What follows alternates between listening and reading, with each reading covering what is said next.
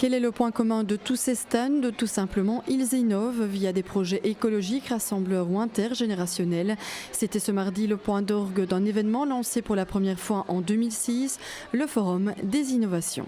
On avait vraiment envie de mettre à l'honneur les écoles et de dire voilà, dans les écoles il y a plein de choses qui se font et souvent ils sont au courant entre collègues de ce qui se fait dans la classe d'à côté, mais dans l'école d'à côté, donc dans la commune d'à côté ou dans la ville d'à côté, on n'est pas toujours au courant de ce qui se fait. Donc nous on avait vraiment envie que ça puisse communiquer. Les projets ça part dans tous les sens? Alors ça se regroupe quand même en plusieurs catégories. Il y a beaucoup de bien-être maintenant, il y a beaucoup de projets par rapport à la société, donc pour que tout se passe bien en règle générale dans la vie de l'école. Il y a beaucoup de projets sur l'environnement aussi, donc la planète, le recyclage, etc. Beaucoup de projets par rapport à comment apprendre autrement. À Ytre, par exemple, on a misé sur l'écologie. Les élèves ont travaillé ensemble pour mettre sur pied ce détergent ménager. Ce détergent, en fait, il évite de polluer les rivières. Donc, suite à la visite de la station d'épuration du village, on a décidé d'adopter la recette qui nous avait été proposée.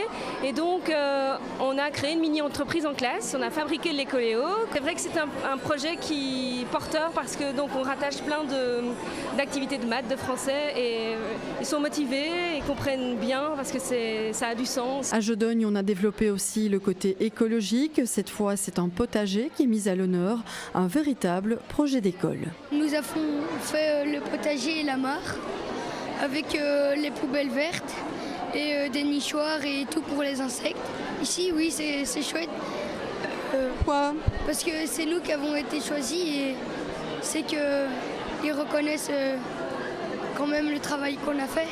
Dans chaque stand, on explique, on questionne, on expose sa trouvaille. À l'école de la Petite Source de Grès-d'Oisseau, on a mis l'accent sur l'intergénérationnel. Innovant, c'est retrouver le lien, le contact avec des personnes âgées qui sont côte à côte avec notre école.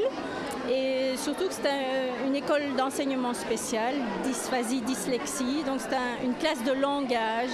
Et donc c'est aller déployer une vraie rencontre, différents langages à travers l'art, la danse, la poésie, le jeu. Un beau projet qui sera peut-être primé dans une des 8 catégories représentées. Les écoles gagnantes repartiront avec des chèques de 250 €. Mais au-delà de ça, c'est tout un enseignement primaire qui innove et se réinvente.